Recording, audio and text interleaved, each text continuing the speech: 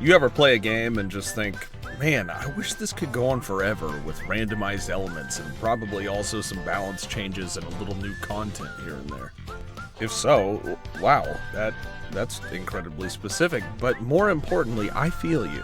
If you've ever felt that about specifically Paper Mario 2 for the Nintendo GameCube, then boy do I have some good news for you. JD Aster 64, Mario RPG Wizard, has created a mod for TTYD called the Tower of Trials, which essentially turns the game into a roguelite. The genre has definitely been played out over the years, but I think that if you hook it up to a sufficiently well-designed game, you've got an easy winner. Tower of Trials isn't some 2-bit randomizer either.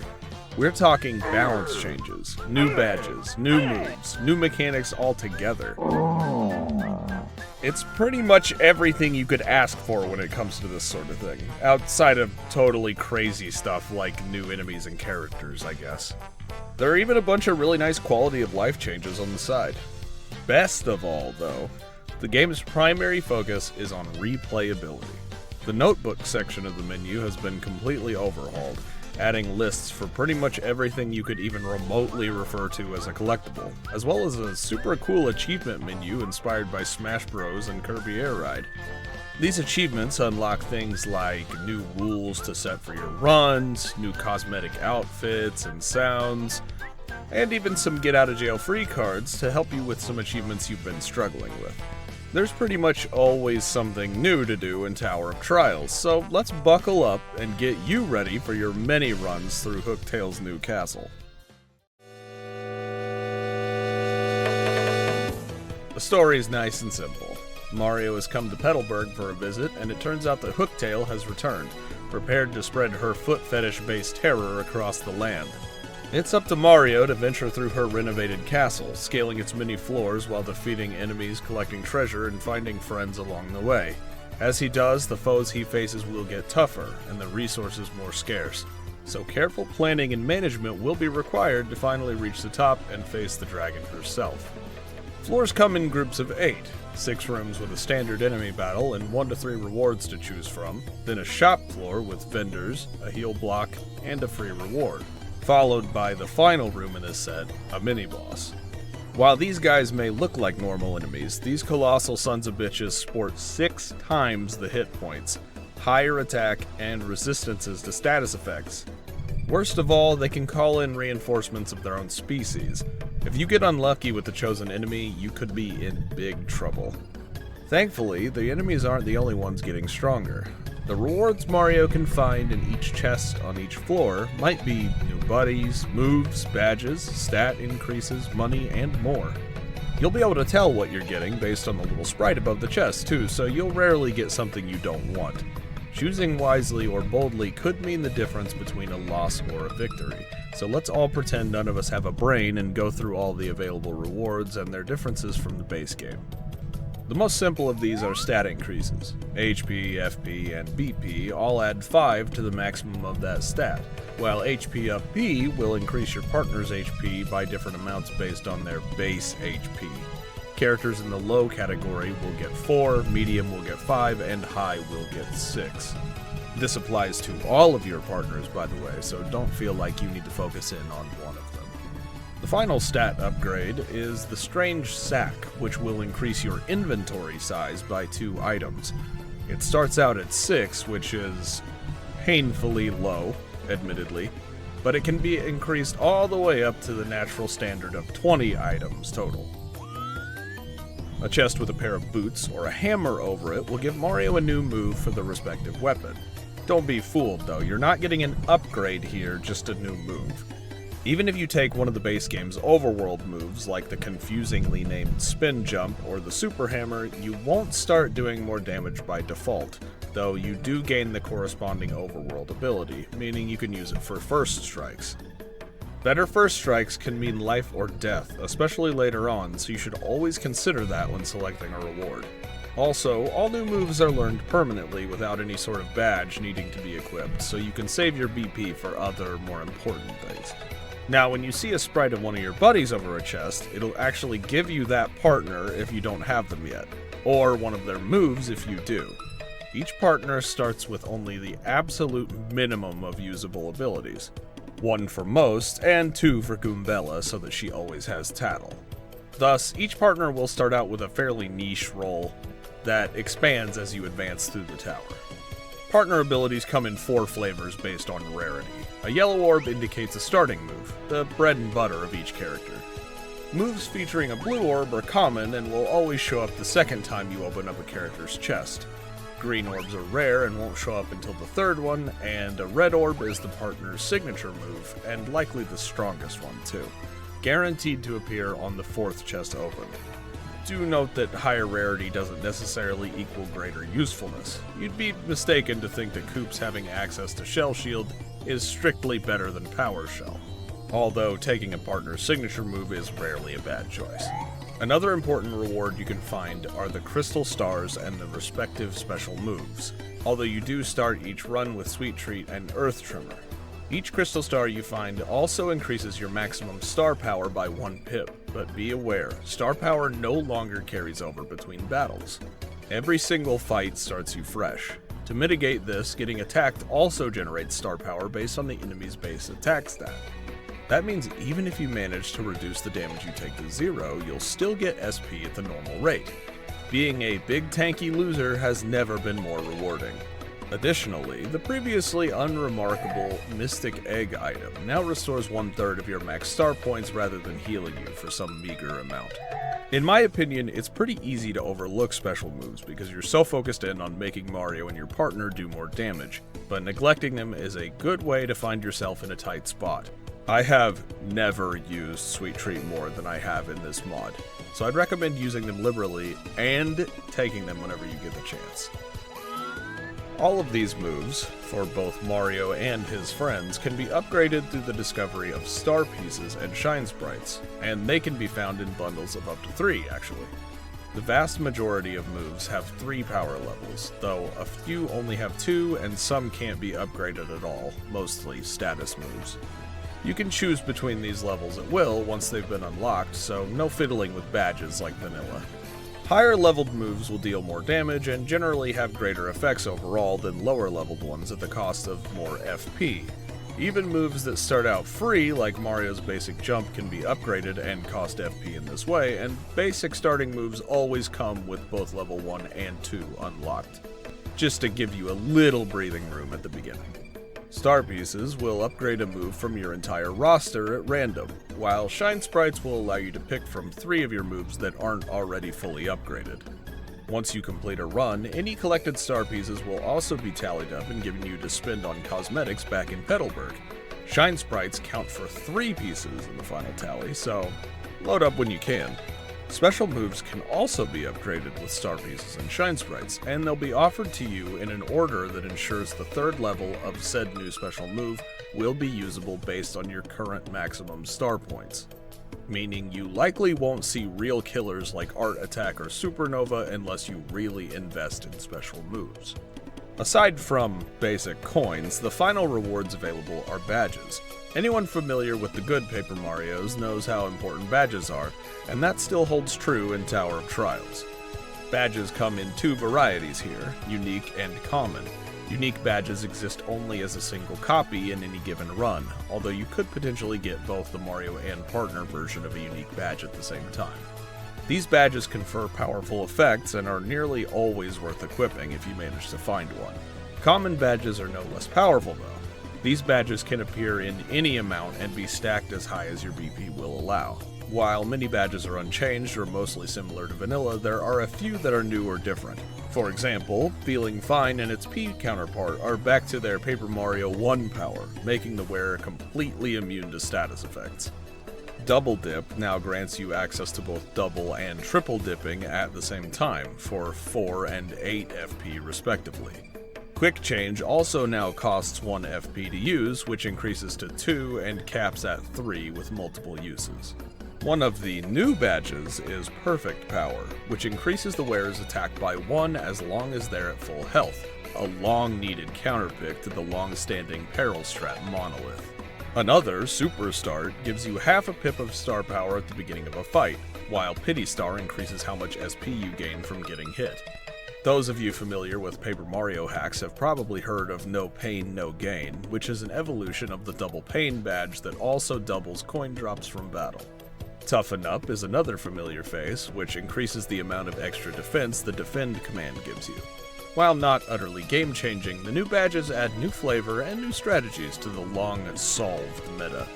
Now that we've talked through a lot of the character building, let's talk about some of the changes to the battles where you'll be using that doughy Italian and his weirdo friends.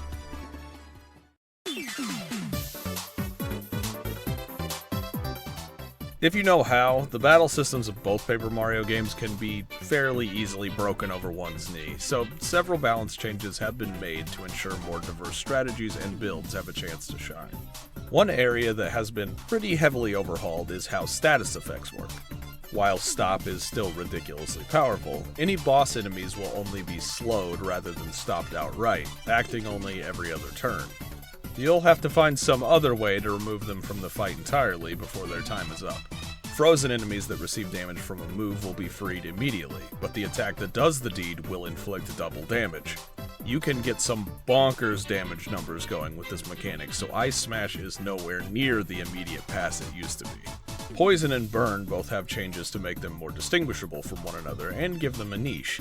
Poison will deal greater damage each turn and each time it's reapplied to an already poisoned target. That means that the rare sources of poison will compound with one another and only get more and more powerful. Burn, on the other hand, functions in a more defensive role. While enemies only suffer a single point of damage per turn while burning, their attack will also be reduced by a single point, giving you a little room to breathe while your opponents roast. Lastly, Tiny and Huge ain't just an island in a painting anymore. These statuses decrease and increase the subject's attack by a whopping 50% respectively, and that includes any other changes they might be sporting. That means those numbers can get downright freaky with the right effects. Another feature of battles that's not directly related to mechanics are these Glitz Pit style conditions that can pop up in exchange for a reward. It seems like star pieces are the most likely item to appear, but you can get other things like badges and healing items. These conditions can range from not getting hit at all to getting hit a lot, or not using items, certain weapons, or forcing you to only use Mario or your partner for the battle. You should usually try to fulfill these when you can, obviously, but remember that no reward is ever worth ruining your run, even when it's something good. A great badge can't help you if you've got Mario down to no health with no healing items. Of course, there can only be so many changes to the battles themselves before things start to get a bit weird, so most of the balance changes are actually with the partners. I've already talked about how you get them and their moves, but let's delve into each partner individually. Their moves, new and old, and the roles they play in your party.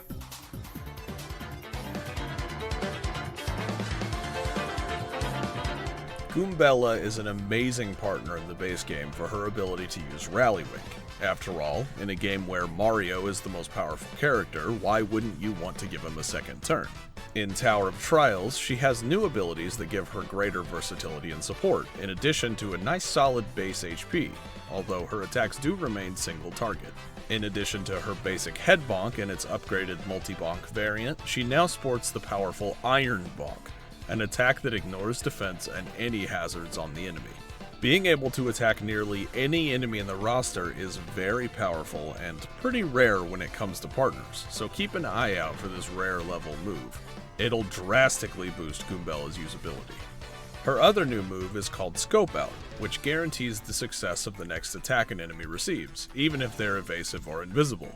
Furthermore, once it's upgraded to level 2 for some extra FP, it can also guarantee any bonus effects an attack might have, making status effect gambles far less treacherous, and making the resistances bosses have to them a non-issue. All of Goombella's other abilities from the base game return, with Rally Wink remaining a powerful option if your partner selection is lacking in strength. Multi-Bonk can still decimate enemies with proper skill, while Tattle's strengths are hard to ignore. Knowing just how much gas your foe has left in the tank, in addition to their attack and defense, is a difficult boon to pass up. While Goombella may not have the flash of some of the other characters, her improved arsenal ensures she'll find plenty of uses on your team against strong singular foes and trickier opponents. Coop's dedication to attacking ground-based foes, low HP, weakness to anything that can be classified as a jump, and debatably useful support skill left him in a tough spot in the original game. That said, his ability to attack the entire enemy party for incredibly cheap, provided they were grounded, was also indispensable in the early game. Here, Koops is a master of defense and crowd control, capable of making himself completely invulnerable, protecting Mario for a set number of hits, and annihilating groups of grounded foes.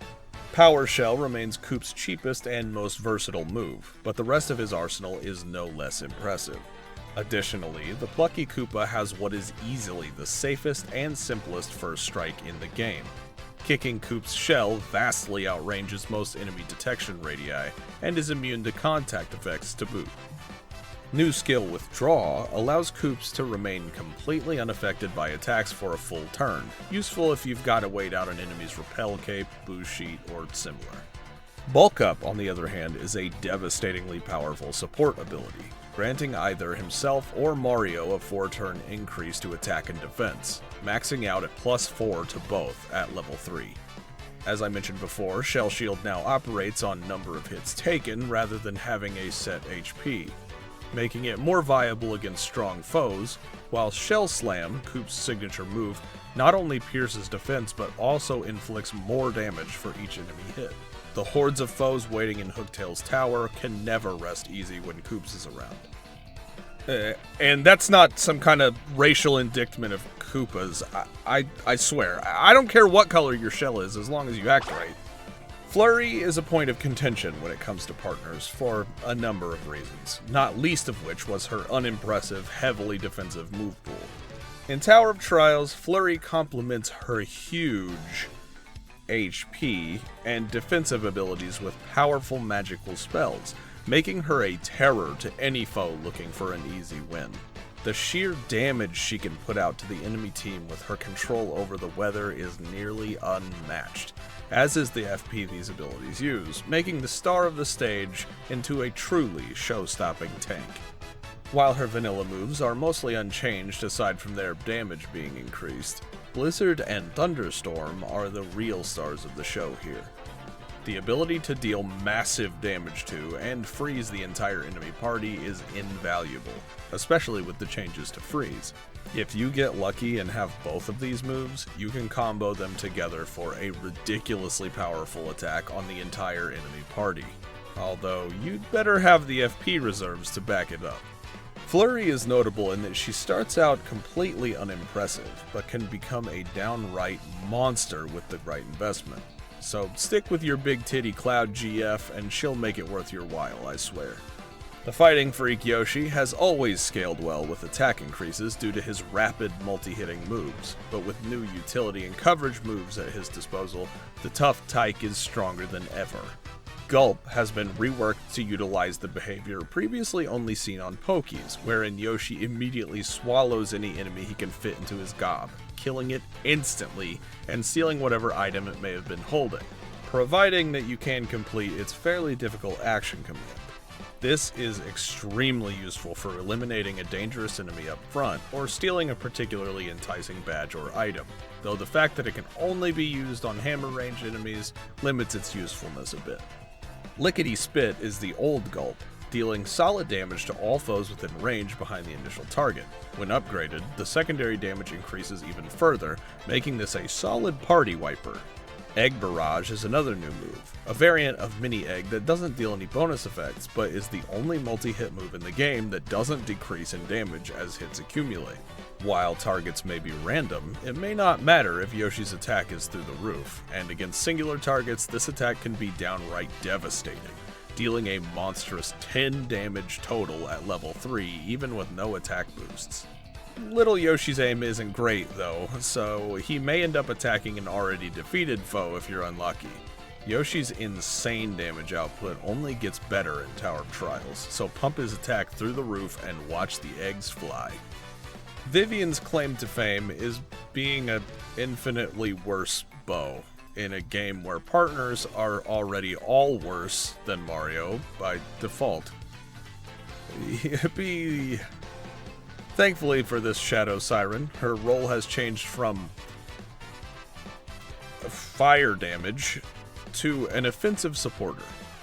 Now that Burn also lowers attack, Viv has multiple ways to protect the party from damage and negative statuses, as was her original intent. I think, probably, I would guess. Her first new move, Curse, inflicts slow on either one or multiple enemies based on the level, while Neutralize can make anyone on the field allergic, granting them immunity to further status changes. These abilities, along with Fiery Jinx, give Vivian unprecedented control over the field, but her most powerful ability is Infatuate, which recruits an enemy to your cause, essentially defeating them and giving you another ally. This can even be used to force an enemy to do something like using their healing item on you. So use this powerful ability liberally to see all of the amazing things having a third party member can do for you. One of Vivian's biggest issues in the original game is how miserably bad Veil is compared to Bow's version of the ability. But now it can be upgraded to 6 times the cost to have it function as it did in Paper Mario 1. Sort of. I mean, it gives Mario a rally wink afterwards, so it's mostly the same. That alone makes Vivian infinitely better than vanilla. Since damage output isn't really her thing, and inflicting burn is the primary function of her attacks, you can freely equip her with the various drain badges to generate HP or FP at will as well. If you want to manipulate your enemies in ways nobody else can, Vivian's your gal. Bobbery was always one of my favorite partners in the original game, but he's probably one of the worst there is. Low damage for high FP, the nearly completely useless bomb squad. Ugh, poor old Salt. Now, Bobbery is a master of disaster, and a tactician worthy of his experience. Bobbery has 3 different bombs he can throw out: the defense-piercing bomb squad, the high-damage poison bomb, and the Megaton bomb, a truly dangerous device, dealing a vicious 20 damage to everyone in the battle. With the new changes to Poison Bomb can grind a single foe into dust very quickly, and the Sailor's high HP alongside Steadfast can make protracted fights an uphill battle for your foes. Last, but certainly not least, we have the legendary badge thief Ms. Mouse. Notoriously underpowered in the original game, this optional party member has a bevy of new tricks at her disposal. Now that every enemy on the field always carries an item, Kiss Thief has never been more useful, especially since it can target any foe. Perfect for sniping a powerful badge or healing item, or even getting a life shroom off of an annoying foe. Her defense-piercing slaps are also great for thick-skinned enemies that otherwise represent a roadblock in your path of destruction. Tease confuses the enemy team for a single turn, increasing the chance that they act against their will with higher levels. This can give you an entire free turn while your foes bumble around, hurting themselves or healing you for a relatively low cost. Embargo, on the other hand, completely destroys every enemy item on the stage, ensuring you won't be dealing with any shenanigans for the rest of the battle. And don't worry, that doesn't preclude you from collecting them after the fight either.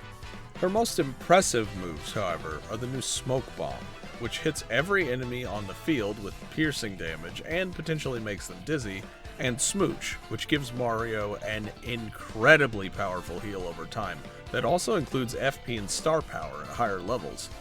Although Ms. Mouse originally didn't have much going for her aside from her reputation, in Tower of Trials she's a wicked trickster capable of bending foes' will to her own ends, while supporting Mario and acquiring powerful run-long benefits in the form of stealing badges and items. Discount her usefulness at your own peril. As for the Italian stallion himself, Mario's moves have been changed in more subtle ways for the most part. A lot of chaff has been cut outright and merged with other more useful abilities, such as Power Stomp gaining Soft Stomp's effects, or Power Smash also piercing defense. Tornado Jump also inflicts dizziness on flying enemies as a bonus, although it's still kind of lackluster in my opinion. Spring Jump is a somewhat difficult to time 3-hit combo that deals absolutely massive damage. And Shrink Stomp has been turned into Shrink Smash to even the roster numbers a bit. Perhaps the most radical change to Mario's moveset comes not from within, but from the new form of the Hammerman badge, which changes any hammer move that targets a single foe, being the regular hammer, Power Smash, Ice Smash, and Shrink Smash, into a hammer throw, free of any additional charge. Long gone are the days of Hammerman being decidedly worse than Jumpman. In fact, I'd argue it's one of the strongest badges in the game now. While special moves are mostly unchanged, Sweet Treat and Sweet Feast have been somewhat consolidated. Higher levels of Treat essentially emulate Feast, while Feast itself instead builds up power per icon hit like Power Lift to grant the party powerful heals over time. Alright, that's enough blabbing about characters and moves and all that. Let's go into Hooktail's tower itself for the last stretch of the video.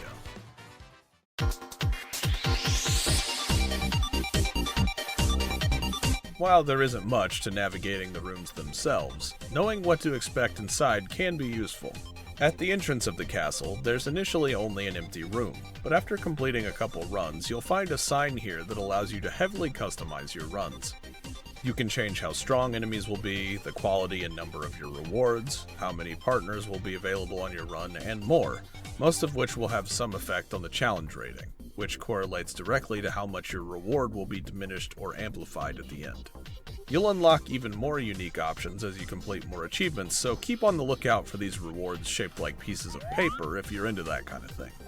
You can also unlock an early and useful option by buying as many things you can from the shop in town once it opens.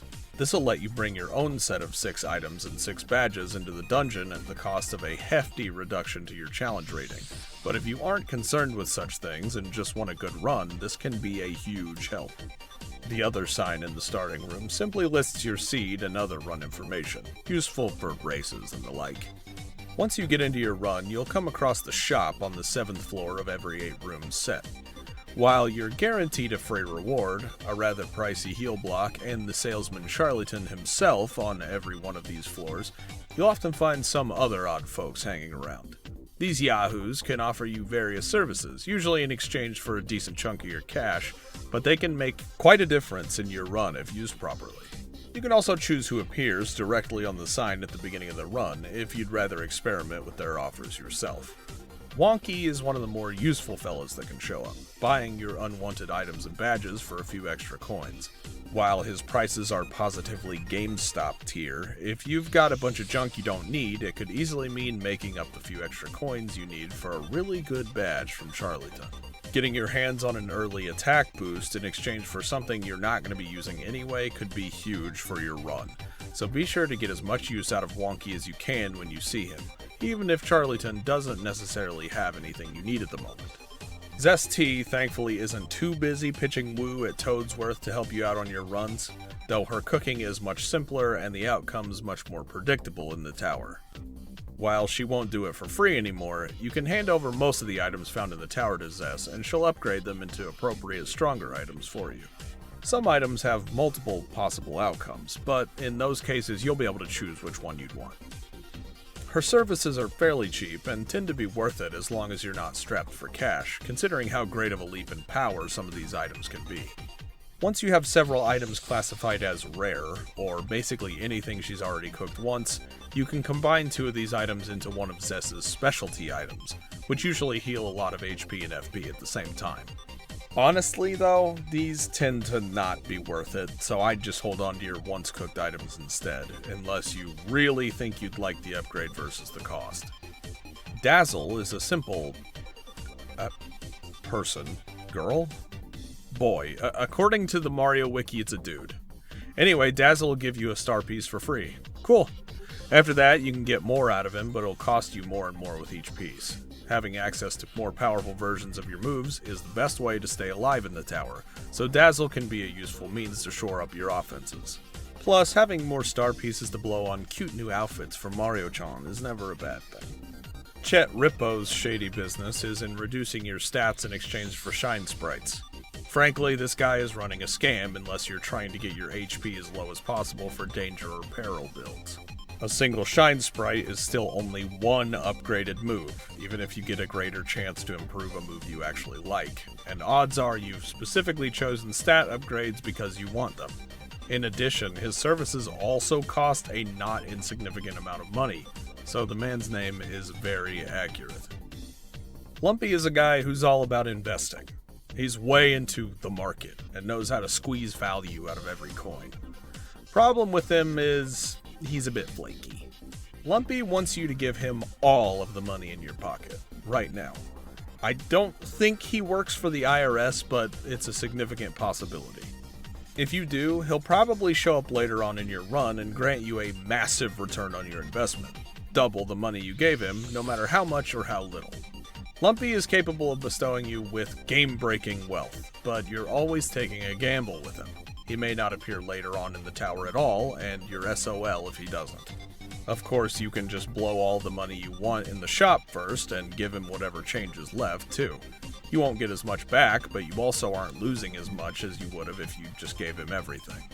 I find that Lumpy is better when you don't really need him, and you've already got quite a bit of cash anyway, than using him to get a huge boost near the end of your run to solidify your build with a ton of badge duplicates or something from Charlieton. Speaking of which, that's yet another element of this gamble. Will the shop even have anything worth buying when your seed money finally blooms? You should consider all these things before gambling on Lumpy. Or just dump your coins on him and don't think about it again. Go crazy. Dupliss returns in a slightly less malevolent capacity here, one of the two previous bosses to do so. Dupliss will use his wicked magic to enhance the enemies on the next set of 8 floors in exchange for adding an extra chest to each reward pool in those rooms. This ensures you'll never get stuck with a single chest, making it much less likely you'll be forced to take something you don't like. This guy is an easy take every time you see him, since in my opinion, if you can't survive some stronger foes, the run was doomed anyway. Then, when you do make it, you'll have a better chance at getting the rewards you need for your build. Grubba is finally out of jail, and thank goodness too, because this guy will massively increase your income. Every battle for the next 8 floors will have a special condition you must fulfill or get nothing from winning. These are very similar to the conditions you receive during battle for bonus rewards, but will completely eliminate all monetary payout you'd get from a fight if you fail to complete it. Still, I feel like you're better off taking the gamble than not, since missing 1 or 2 battles worth of coins while the rest get doubled is still a hefty boost, especially when it stacks with other effects that boost coin rewards, like the no pain no gain badge or rank up item. Just don't get too greedy and get yourself killed for some extra pocket change. Lastly, we've got the Shady Mover. This little puny will sell you the keys to the door on the far end of each room, letting you skip them if you feel the need. He sells 2 varieties, one that skips normal rooms and one that skips boss rooms. Obviously, you can't skip the final boss with this one, but it can be useful if there's a particular enemy that you hate to fight or you're trying to speed your run up for an achievement.